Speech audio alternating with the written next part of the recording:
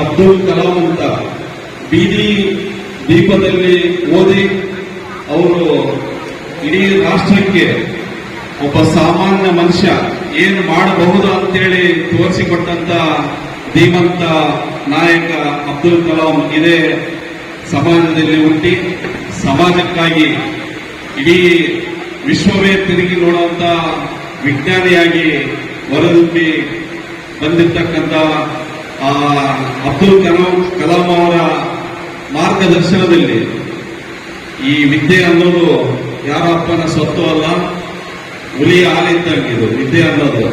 ಹುಲಿ ಹಾಲು ಕುಡಿದ ಮೇಲೆ ಗರ್ಜಿಸಲೇಬೇಕು, ಯಾರಿಗೆ ಹೆದರಿಕೊಳ್ಳೋದ ಅವಶ್ಯಕತೆ ಇಲ್ಲ. ಏನು ಈ ಕಿದ್ಮತ್ ಕಮಿಟಿ ವತಿಯಿಂದ ಮಾಡ್ತಾ ಇದ್ದೀರಿ ಅವರಿಗೆಲ್ಲ ಧನ್ಯವಾದಗಳನ್ನು ಹೇಳ್ತಾ, ಮುಂದಿನ ದಿನಗಳಲ್ಲಿ ನಿಮ್ಮ ಇವತ್ತೇನು ಸನ್ಮಾನಿತರು ವಿದ್ಯಾರ್ಥಿನಿಯರು ನಿಮ್ಮ ತಂದೆ ತಾಯಿಗೆ ಒಳ್ಳೆಯ ಹೆಸರನ್ನು ತರ್ರಿ. ಮೊದಲ ಗುರು ನಿಮ್ಮ ತಾಯಿ ತಂದೆಗಳನ್ನು ಚೆನ್ನಾಗಿ ನೋಡಿಕೊಳ್ಳ್ರಿ.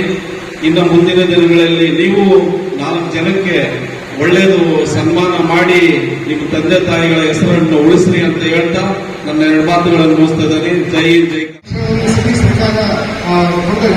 ಆಮೇಲೆ ವಸತಿ ವ್ಯವಸ್ಥೆಯಿಂದ ಸರ್ಕಾರಗಳು ಮಾಡ್ತಾರೆ. ಹಾಗೆ ಅಲ್ಪಸಂಖ್ಯಾತ ಹೆಚ್ಚಿನ ರೀತಿಯಲ್ಲಿ ಪ್ರೋತ್ಸಾಹ ಅಂತೇಳಿ ಇದು ಸರ್ಕಾರದ ಅಬ್ದುಲ್ ಕಲಾಂ ಅಂತೇಳಿ ಮೊರಾರ್ಜಿ ಸ್ಕೀಮ್ಸ್ಗೆ ಮಾಡಿದ್ದಾರೆ. ಯಾಕಂದ್ರೆ ಇವತ್ತು ಬುಡ ವಿದ್ಯಾರ್ಥಿ ಇವತ್ತು ಶಿಕ್ಷಣ ಪಡೆದಂತರು ಎಲ್ಲರೂ ನಾವು ಸರ್ಕಾರಿ ಕೆಲಸ ಸಿಗೋದಿಲ್ಲ. ನಾವು ಸಾಕಷ್ಟು ಓದಿದ್ದೀವಿ, PG ಓದಿದ್ದೀವಿ, ಓದಿದ್ದೀವಿ. ಆದರೆ ಎಲ್ಲರಿಗೂ ಸರ್ಕಾರದಿಂದ ಕೆಲಸ ಸಿಗೋದಿಲ್ಲ. ಶಿಕ್ಷಣ ಅಂದ್ರೆ ನಮಗೆ ದಾರಿದೀಪ, ನಮ್ಮ ಜೀವನದ ಕಡೆಗೆ ದಾರಿದೀಪ. ಸಮಾಜದಲ್ಲಿ ಉನ್ನತವಾದ ಕೆಲಸ ಮಾಡಲಿಕ್ಕೆ, ಒಳ್ಳೆ ಕೆಲಸ ಮಾಡಲಿಕ್ಕೆ ಅದನ್ನು ದಾರಿದೀಪ ಅಂತ ತಿಳ್ಕೋಬೇಕು. ಆಮೇಲೆ ಇವತ್ತು ಶಿಕ್ಷಣದಿಂದ ಜ್ಞಾನಕ್ಕಾಗಿ ಶಿಕ್ಷಣ. ಇವತ್ತು ನಾವು ಅದು ಉಳಿದ ಶಿಕ್ಷಣ ಆಗ್ತಾ ಇದ್ದೀವಿ. ಜ್ಞಾನ ಒಳ್ಳೆ ರೀತಿಯಲ್ಲಿ ಬಂದು ನಮ್ಮ ಸಮಾಜದಲ್ಲಿ ನಾವು ಮುಗಿಸ್ತಾ ಬಂದಿದ್ದೀವಿ. ಅದಕ್ಕೆ ಒಳ್ಳೆ ಶಿಕ್ಷಣ, ಒಳ್ಳೆ ವಿದ್ಯಾರ್ಥಿ ಸಹಜವಾಗಿ ಯಾರು ತಮ್ಮ ಯಾರಿಗೆ ಸಾಧನೆ ಹೇಳ್ಕೊಂಡು ಹೋಗ್ಬೇಕು ಅಂದ್ರೆ ಇವತ್ತು ಶಿಕ್ಷಣ ಎಲ್ಲರಿಗೂ. ಅದರಲ್ಲಿ ನಿಮ್ಮ ಅಲ್ಪಸಂಖ್ಯಾತ ಉಳಿದವರಲ್ಲ, ಅವ್ರ SSLC ಓದಿದ್ರೆ ನಮ್ಮ ಕೆಲಸ ಮಾಡೋದು, ನಮ್ಮ ಕೆಲಸ ಮಾಡೋದ್ರಲ್ಲಿ ಅವರು ಹೊರಗಿಲ್ಲ.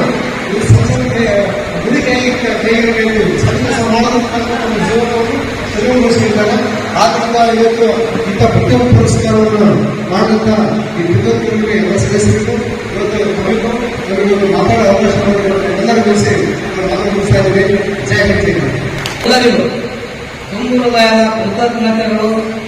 ಖಿದ್ಮತ್ ಸಮಿತಿ ನಮ್ಮ ಸಮಾಜದ ವಿದ್ಯಾರ್ಥಿಗಳ ಶೈಕ್ಷಣಿಕ ಪ್ರಗತಿಗೆ ಈ ಕೆಳಗಿನ ಬೇಡಿಕೆಗಳನ್ನು ಈಡೇರಿಸುವಂತೆ ಮನವಿ ಮಾಡಿಕೊಳ್ಳುತ್ತೇವೆ.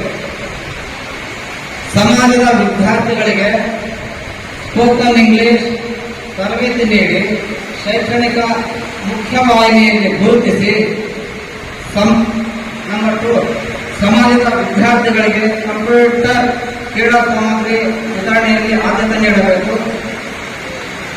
ತಾಲೂಕಿನ ಅಲ್ಪಸಂಖ್ಯಾತ ವಿದ್ಯಾರ್ಥಿಗಳ ಕಲೆ, ಕ್ರೀಡೆ ಮತ್ತು ಸಂಸ್ಕೃತಿಯ ಬೆಳವಣಿಗೆಗೆ ಪೂರಕ ಕ್ರಮ ಕೈಗೊಳ್ಳಬೇಕು. ಪ್ರತಿ ವರ್ಷವೂ ಉನ್ನತ ಶಿಕ್ಷಣದಲ್ಲಿ ವಿದ್ಯಾರ್ಥಿಗಳಿಗೆ ವ್ಯಾಸಂಗ ಮಾಡಲು ಅಗತ್ಯ ನೆರವು ನೀಡಬೇಕು. ಸಮಾಜದ ವಿಕಲಚೇತನ ವಿದ್ಯಾರ್ಥಿಗಳಿಗೆ ತ್ರಿಚಕ್ರ ವಾಹನ ನೀಡಬೇಕು.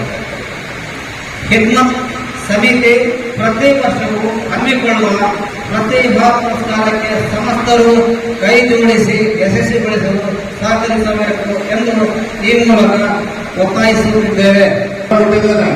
ನೀವು ಮನಸ್ಸು ಮಾಡಿದ್ರೆ ನಮ್ಮ ಕರ್ನಾಟಕದಲ್ಲಿ ಭಾರತ ದೇಶದಲ್ಲಿ IAS, IPS ತಹಸೀಲ್ದಾರ್ಗಳಾಗ್ಬೋದು. ಉದಾಹರಣೆ ನಮ್ಮ ಆಸಿಫಾಯಿ ಅವರಿದ್ದಾರೆ, ಅವರಿಗೆಲ್ಲ ಗೊತ್ತು. ಅವರೆಲ್ಲ ಮಕ್ಕಳಿಗೆ ವಿದ್ಯಾಭ್ಯಾಸ ಕೊಡ್ತಾರೆ. ರೈತರು ನಾವೆಲ್ಲ ಕೂಲಿನಲ್ಲಿ ಮಾಡ್ತಕ್ಕಂಥ ಜನ ನಾವೇನಿದೀವಲ್ಲ, ಗ್ಯಾರೇಜ್ ಮಾಡ್ತಕ್ಕಂಥವ್ರು ಎಲ್ಲರೂ ಸೇರಿ ನಮ್ಮ ಮಕ್ಕಳಿಗೆ ವಿದ್ಯೆ ಕೊಡ್ತಕ್ಕಂಥ ಕೆಲಸ ನಾವು ನೀವೆಲ್ಲರೂ ಸೇರಿ ಮಾಡಬೇಕಾಗ್ತದೆ. ಇವತ್ತು ಪ್ರಥಮ ಬಾರಿಗೆ ಖಿದ್ಮತ್ ಕಮಿಟಿ ಏನಿದೆ ಒಂದು ನಮ್ಮ ಅಬ್ದುಲ್ ರಜಾಕ್ ಇರ್ಬೋದು, ಪಟೇಲ್ ಸಾಬ್ ಇರ್ಬೋದು, ನಮ್ಮ ಬೈಗಿರ್ಬೋದು, ಅನೇಕ ಜನ ವೇದಿಕೆಯಲ್ಲಿ ಎಲ್ಲರೂ ಇದ್ದಾರೆ, ಎಲ್ಲೇ ಕೆಳಗಡೆ ಇದ್ದಾರೆ, ಹೊರಗಡೆ ಇದ್ದಾರೆ. ಅವರಿಗೆಲ್ಲ ಧನ್ಯವಾದ ಹೇಳಬೇಕಾಗ್ತದೆ. ಒಂದು ಸಮಾಜ ಕಟ್ಟೋದು ಎಷ್ಟು ಕಷ್ಟ ಅಂತ ನಮಗೆಲ್ಲ ಗೊತ್ತಿದೆ. ಇವತ್ತು ನಮ್ಮನೆಗೆ ನಾವು ಲೆಕ್ಕ ಮಾಡೋಕ್ಕಾಗಲ್ಲ. ಅದರಲ್ಲಿ ಇವತ್ತೊಂದು ಮುಸ್ಲಿಂ ಸಮಾಜದ ಒಂದು ಖಿದ್ಮತ್ ಕಮಿಟಿ ಅಂತ ಹೇಳಿ ಏನು ಮಾಡ್ಕೊಂಡಿದ್ದಾರಲ್ಲ, ಇವರು 8 ದಿನದಿಂದ ಪ್ರತಿ ಹಳ್ಳಿಗಳಿಗೆ ಹೋಗಿ ಸಮಾಜವನ್ನ ಎಚ್ಚರಿಸತಕ್ಕಂಥ ಕೆಲಸ ನಮ್ಮ ಜಂದಿ ಸಾಬ್ ಹಾಗೂ ಅವರ ಸಹ ಸಹೋದರರೆಲ್ಲರೂ ಸೇರಿ ಮಾಡಿದ್ದಾರೆ. ಇದು ಸುಲಭದ ಕೆಲಸ ಅಲ್ಲ. ಯಾಕಂತ ಹೇಳಿದ್ರೆ ಬೇರೆ ಬೇರೆ ಸಮಾಜದವರು ಒಗ್ಗಟ್ಟಾಗ್ತಾರೆ, ಬೇರೆ ಬೇರೆ ಸಮಾಜದವರು ಸಿಗ್ತಾರೆ. ನಿಮ್ಮ ಸಮಾಜ ಟೌನ್ ವ್ಯಾಪ್ತಿಯಲ್ಲಿ ಹೈಯೆಸ್ಟ್ ಇರ್ತದೆ, ಹಳ್ಳಿಗಳಲ್ಲಿ ಬಹಳ ಕಡಿಮೆ ಇರ್ತಕ್ಕಂಥ ಸಮಾಜ. ಹಾಗಾಗಿ ಇವ್ರನ್ನೆಲ್ಲ ಒಗ್ಗೂಡಿಸ್ತಕ್ಕಂಥದ್ದು ಇದೆಯಲ್ಲ, ಅದು ಬಹಳ ಕಷ್ಟ. ಇವತ್ತು ಜಗದೀಶ್ ಸಾಬ್ ಅವರು ಅವರ ಸಹಪಾಠಿಗಳಿಗೂ ಮುಸ್ಲಿಂ ಸಮಾಜದ ಎಲ್ಲ ಬಂಧುಗಳಿಗೂ ನಾನು ಹೇಳ್ತಕ್ಕಂಥದ್ದಷ್ಟೇ, ಇವತ್ತೇನು ನೀವು ಪ್ರಾರಂಭ ಮಾಡಿದ್ರಿ, ತಾಲೂಕು ಖಿದ್ಮತ್ ಕಮಿಟಿ ಅಂತೇಳಿ ತಾವು ಒಂದು ರಚನೆ ಮಾಡ್ಕೊಂಡಿದ್ರಿ. ಮುಂದಿನ ದಿನಮಾನಗಳಲ್ಲಿ ನಿಮ್ಮ ಸಮಾಜಕ್ಕೋಸ್ಕರ ನೀವೇ ದುಡಿತಾ ಇದ್ದೀರಿ, ನೀವು ಮಾಡ್ರಿ, ನಿಮ್ಮ ಜೊತೆ ನಾವು ಇರ್ತೀವಿ ಅಂತಕ್ಕಂಥ ಮಾತನ್ನು ಹೇಳ್ತಾ, ಸಮಯದ ಅಭಾವ ಇರುವುದರಿಂದ ನನಗೆ ಅದು ಒಂದು ಗ್ರಾಮ ಪಂಚಾಯತಿ ಅವರು ಪ್ರಾರಂಭ ಮಾಡಿದರು 50 ವರ್ಷ ಮುಂದೆನೆ ತಿರುಗುನಡಿ ಗ್ರಾಮ ಪಂಚಾಯತಿ. ಯಾಕೆ ಮಾಡ್ತಾರೆ ಅಂದ್ರೆ ನಮ್ಮ ತಂದೆಯವರಿದ್ದರು ಅಧ್ಯಕ್ಷರಾಗಿ ಸ್ವತಂತ್ರ ಹೋರಾಟಗಾರರು. ಈ ಸಮಾಜಕ್ಕೆ ಒಂದು ಶಾಲೆ ಬೇಕು, ಅವರೇ ಸಪರೇಟ್ ಒಂದು ಉರ್ದು ಶಾಲೆ ಬೇಕು ಅನ್ನೋದ್ರೆ ಗ್ರಾಮ ಪಂಚಾಯತಿಯಿಂದನೇ ನಡೆಸಿದ್ರು. ಸುಮಾರು 30 ವರ್ಷದ ಮೇಲೆ ಗ್ರಾಮ ಪಂಚಾಯತಿ ವತಿಯಿಂದ ನಡೆಸಿದ್ರು. ನಂತರ ಬಂದ ಊರಿಗೆ ನಡೆಸಕ್ಕೆ ಕಷ್ಟ ಆಗ್ತಾ ಇದೆ ಅಂತ ಹೇಳ್ಕೊಂಡು ಸರ್ಕಾರಿ ತಿಳಿಸಿದ್ರು. ಅವತ್ತಿನ ಟೈಮ್ನಲ್ಲಿ ಸಮಾಜ ಬಗ್ಗೆ ಕರ್ತವ್ಯ ಇಟ್ಕೊಂಡು ಒಂದು ರಾಜ್ಯದಲ್ಲೇ ಪ್ರಥಮ ಬಾರಿಗೆ ಒಂದು ಗ್ರಾಮ ಪಂಚಾಯತಿ ಉರ್ದು ಶಾಲೆ ನಡೆಸಿರೋದನ್ನು ನಮ್ಮ ಮದುವೆ ಮಾಡಿದೆ. ಅಂದಾಗ ಇದನ್ನೆಲ್ಲ ಸದುಪಯೋಗ ಪಡಿಕೊಂಡು ಆ ಶಾಲೆ ನಮ್ಮ ತಾಲೂಕಿನಲ್ಲೇ ಇನ್ನು ಹಲವಾರು ಶಾಲೆಗಳು ಪ್ರಾರಂಭ ಆದ ನಂತರ ಇಷ್ಟೆಲ್ಲ ಮಕ್ಕಳು ಪ್ರತಿಯೊಂದು ವರ್ಷದ ಪಡೆಯುವಂಥ ಅವಕಾಶ ಒದಗಿಸಬೇಕು. ಇನ್ನೂ ಹೆಚ್ಚು ಜನ ಎಲ್ಲರೂ ಶಿಕ್ಷಿತರಾಗಿ ಸಮಾಜದ ಅಭಿವೃದ್ಧಿಗೆ ಮತ್ತು ದೇಶದ ಅಭಿವೃದ್ಧಿಗೆ ಕೈಗೊಳಿಸುತ್ತೆ ಅಂತ ಹೇಳ್ತಾ ನನ್ನೆರಡು ಮಾತುಗಳನ್ನು ಮುಗಿಸ್ತೇನೆ. ಜೈ ಹಿಂದ್, ಜೈ ಕರ್ನಾಟಕ. ಹಾಗೂ ಒಂದು ವಿಶೇಷ ಮತ ಪರಿಷ್ಕರಣಾ ಕಾರ್ಯಕ್ರಮ ಏನಿದೆ ಅದರ ಆಗುಹೋಗುಗಳು ಬಹಳಷ್ಟು ಚರ್ಚೆಯಲ್ಲಿದ್ದಾವೆ. ಅದರಿಂದ ಏನೇನು ಆಗ್ತವೆ ಅಂತಕ್ಕಂಥದ್ದು ಕೂಡ ತಮ್ಮೆಲ್ಲರೂ ಕೂಡ ಗಮನದಲ್ಲಿದೆ.